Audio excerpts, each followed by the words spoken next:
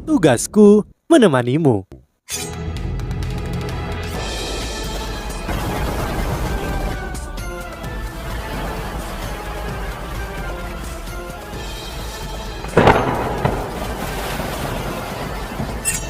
Hai sahabat Pasuk, kembali lagi bersama alur cerita versi novel Solen 2 Sekte Tang yang tak tertandingi. Jangan lupa like, subscribe, dan nyalakan tanda lonceng. Mari kita lanjutkan. Kera itu akhirnya pulih dari kebingungan spiritual Yu Hao, namun anehnya dia berbalik untuk melarikan diri tanpa ragu-ragu setelah pukulan Wang Qi'er mendarat padanya. Vegetasi lebat yang sebelumnya meledak dengan cahaya hijau semua layu, seolah-olah vitalitas mereka telah tersedot. Tepat ketika kera roh lautan giok berbalik untuk berlari, sepetak cahaya keemasan tiba-tiba bersinar di tanah. Sinar keemasan itu tidak begitu cemerlang, tetapi dipenuhi dengan kekuatan cahaya yang lembut. Ada heksagram emas di tanah, tetapi itu tidak terlalu mencolok karena ditutupi oleh semua vegetasi. Kera roh melarikan diri dengan panik. Meskipun ia melihat heksagram emas, ia tidak merasakan ancaman apapun, jadi ia melompat maju dalam upaya untuk melompati heksagram. Namun heksagram dipicu pilar emas serupa melonjak ke langit dan benar-benar menyelimuti kera roh lautan giok. Kera roh didorong setidaknya 3 meter ke udara oleh pilar cahaya ini.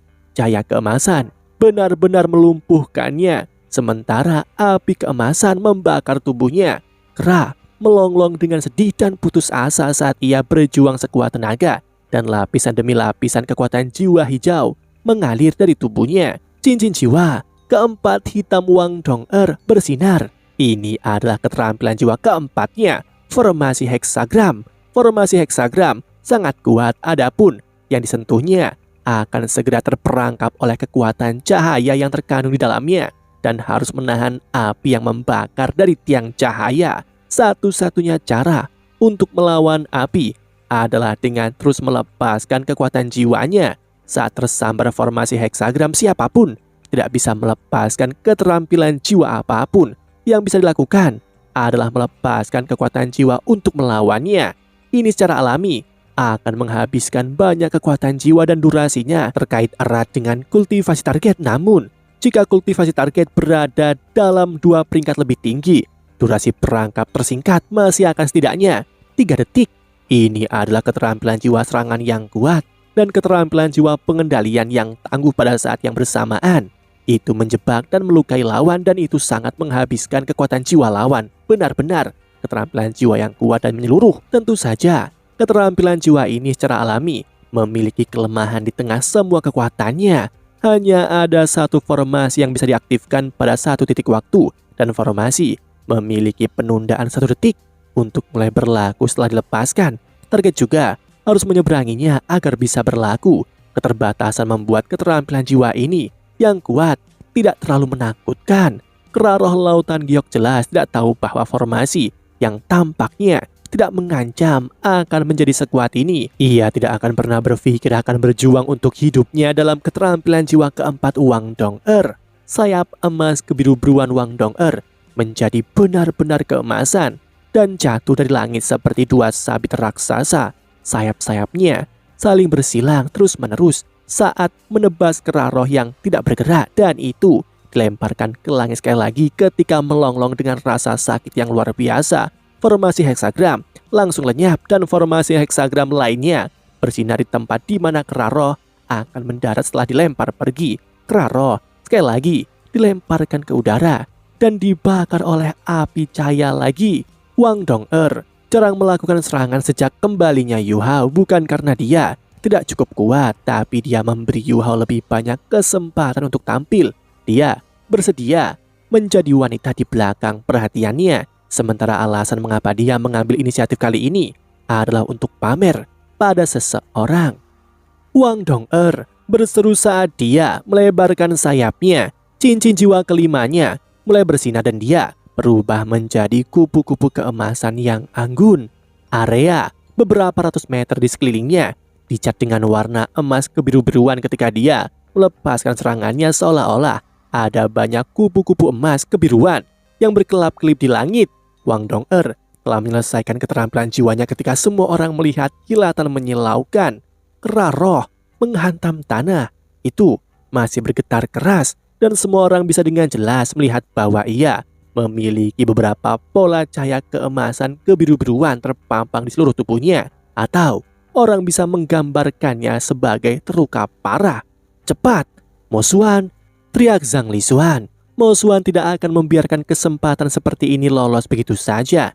Dia melesat keluar dengan cepat dan tiba di hadapan kera roh saat Zhang Lisuan mengikuti di belakangnya dan memberikan pukulan terakhir. Kekuatan hidup kera mencapai akhirnya dan rasanya seolah-olah kekuatan cahaya secara paksa mempertahankan nafas terakhirnya.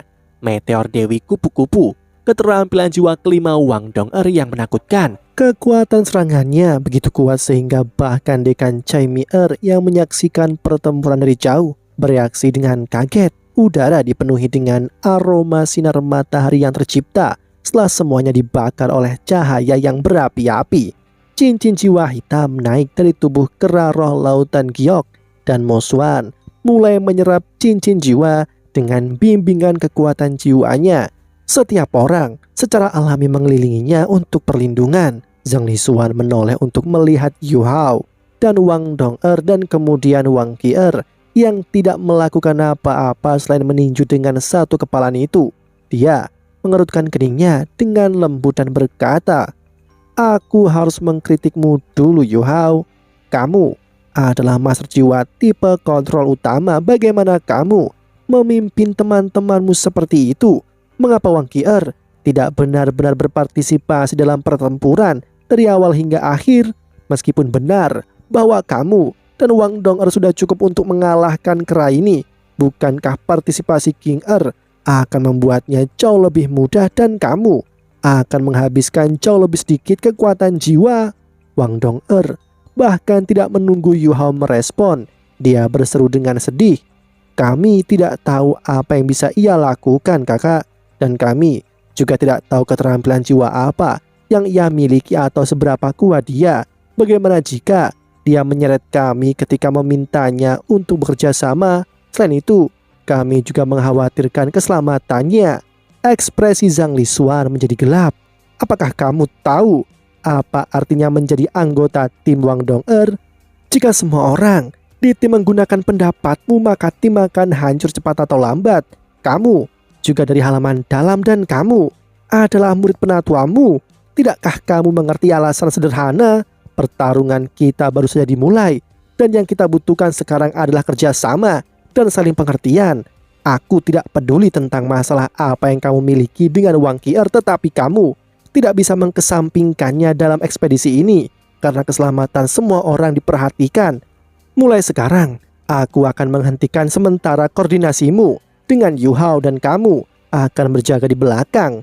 Cahaya melintas di mata Wang Dong-er dan dia ingin terus berdebat, tetapi Yu Hao menahannya. Yu Hao bergumam pelan, "Kakak perempuan tertua benar. Kita adalah tim dan kita adalah satu tubuh. Ini salahku." Wang Dong-er juga tenang pada saat ini. Dia tahu bahwa Zhang Lisuan benar, tetapi dia tidak mengatakan apa-apa lagi meskipun dia masih merasa sedikit sedih dan tidak percaya. Mata Zhang Lisuan menoleh ke arah Wang Qi-er dan suaranya jelas lebih keras. "Bagaimana denganmu, Wang Qi-er? Apa yang kamu lakukan? Mengapa kamu tidak mengambil inisiatif untuk bekerja sama? Dapat dimengerti mengapa kamu tertinggal di awal, tetapi kamu bisa menyusul ketika Wang Dong-er merilis formasi heksagram. Kenapa kamu berhenti? Kalian bertiga sedang bekerja sama. Apakah kamu bahkan memiliki satu firasat kerja sama?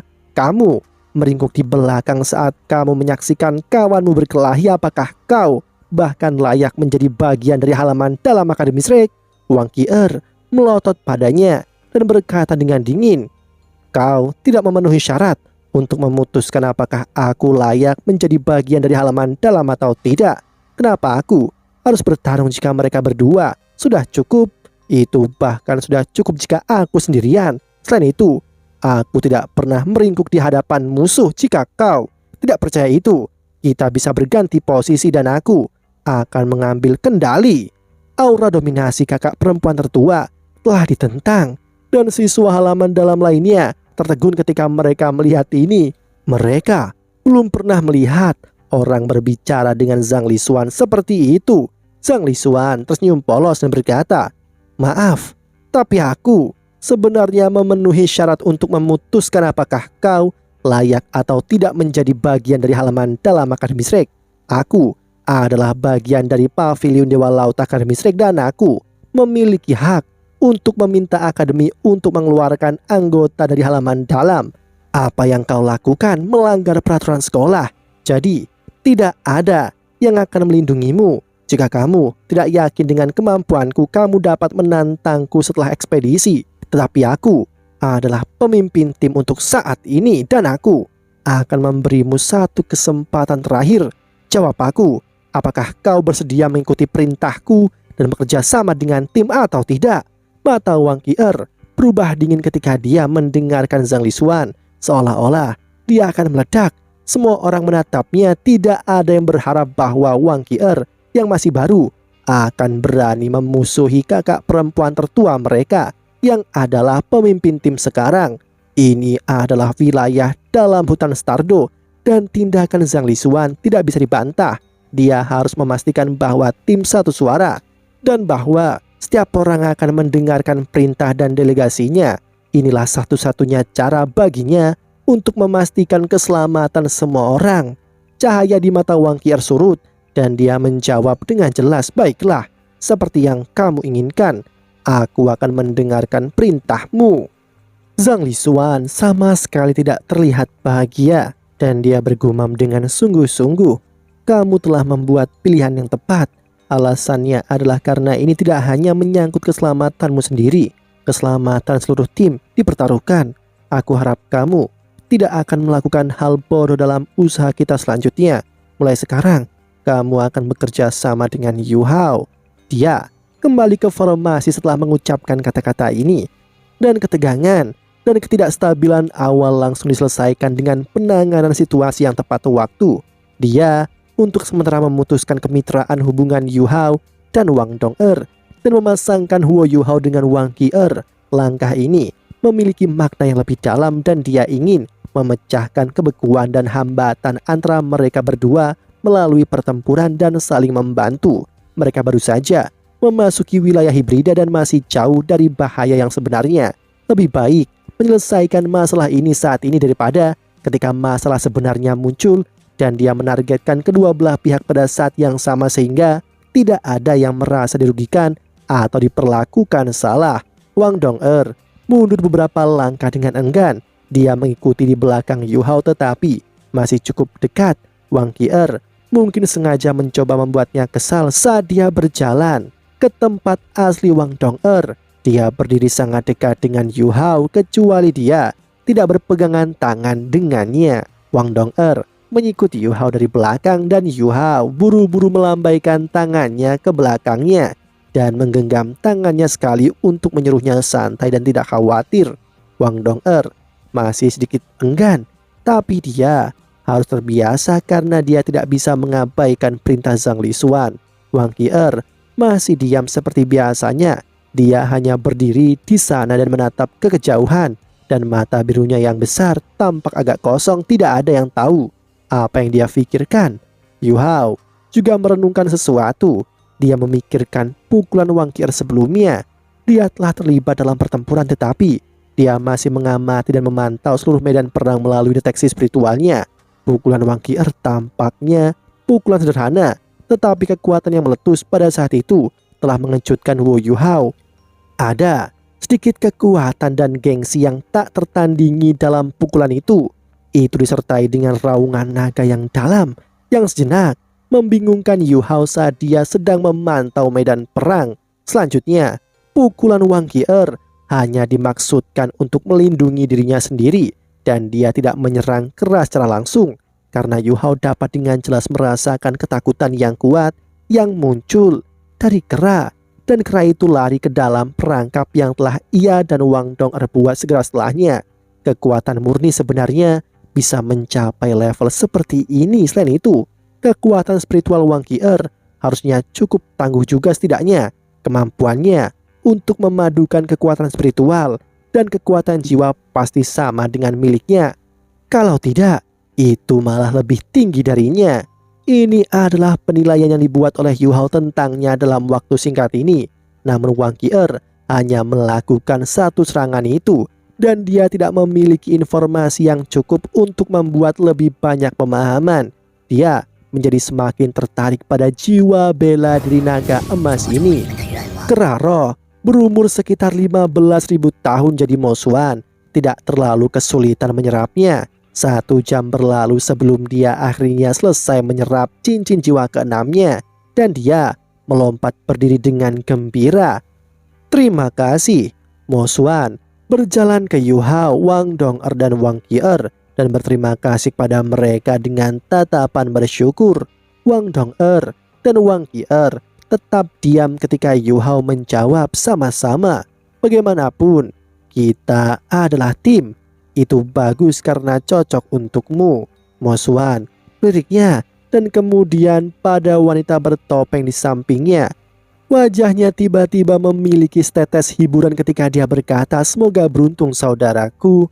Yu Hao jelas bisa melihat ekspresi menggoda dan mengejek di matanya, dan dia tiba-tiba merasa sedikit malu. Pada titik ini Zhang Lixuan memanggil semua orang untuk terus bergerak. Semua orang menjadi lebih waspada setelah pertempuran mereka dengan Keraro Lautan Giok. Namun mereka tidak merasakan banyak tekanan dengan deteksi spiritual Yu Hao. Mereka melewati atau melawan mengusir beberapa binatang jiwa yang tidak cocok ketika mereka bergerak maju dan berkelana lebih dalam dan lebih dalam ke wilayah hibrida. Yu Hao bisa tahu dari jarak yang mereka tempuh bahwa daerah mereka berada telah melampaui ekspedisi sebelumnya ke hutan Stardo. Dia merasa gugup sekaligus bersemangat pada saat yang sama karena setiap master jiwa ingin melihat tempat pembantaian misterius hutan Stardo.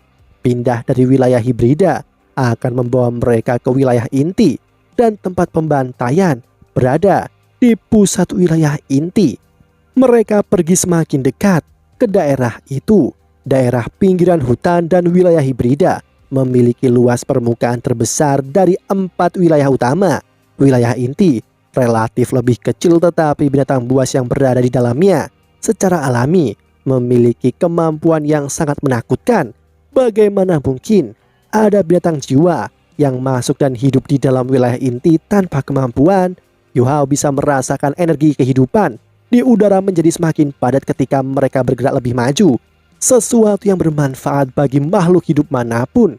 Dia hanya bisa membayangkan bahwa area pembantaian di pusat wilayah inti mungkin adalah surga, dan mungkin itu adalah tempat terbaik bagi hewan buas untuk berkultivasi. Langit sudah gelap sekarang dan sudah malam. Raungan dan longlongan bisa terdengar dari waktu ke waktu bersama dengan hiruk pikuk panggilan burung dan kicauan serangga di daerah sekitar mereka. Zhang Lixuan berhenti dan melihat langit. Dia merendahkan suaranya dan berkata, kita harusnya berada di dalam area pusat wilayah inti. Tidak baik bergerak pada malam hari. Jadi kita akan beristirahat di sini hari ini. Yu Hao, bisakah kamu memperluas area deteksimu sehingga kita dapat menemukan tempat yang cocok untuk berkemah? Baik.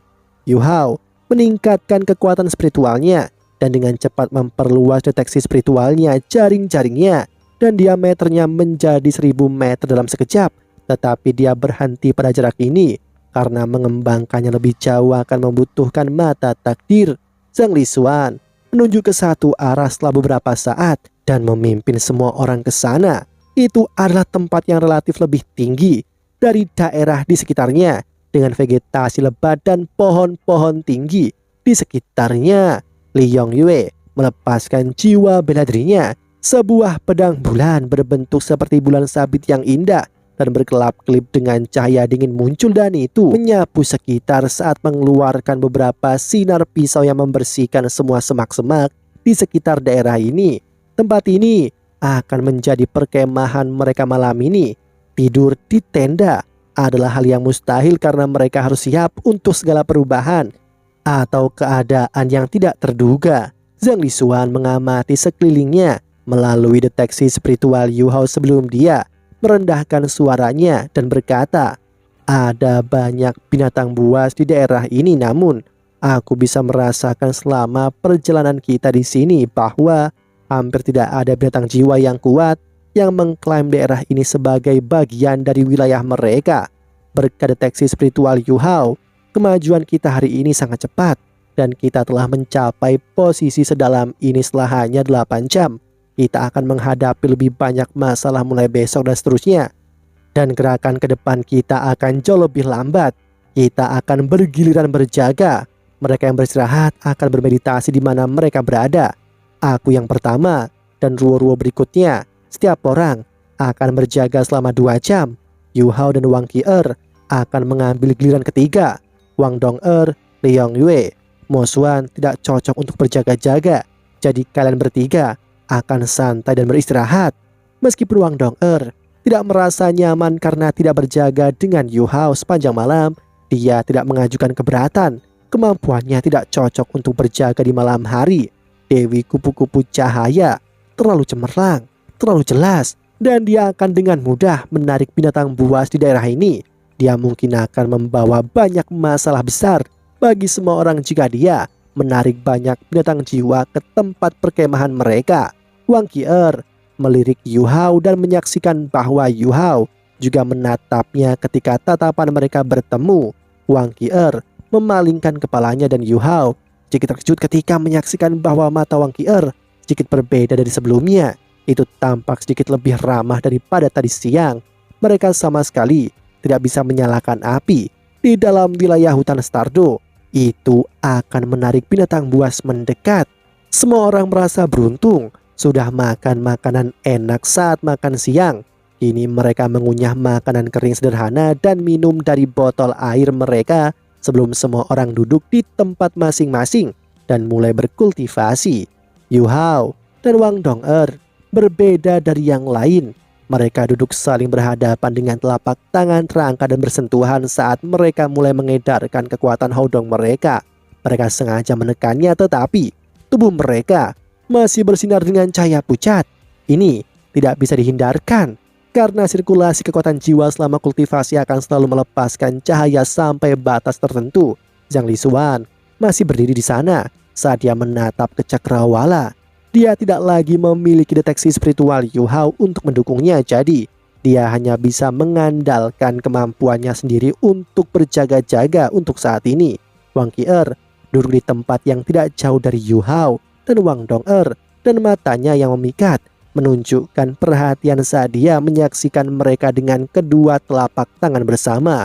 Demikianlah kisah untuk kali ini. Sahabat Pasuk, jangan sedih, jangan bimbang, apalagi galau, karena aku kan selalu menemanimu.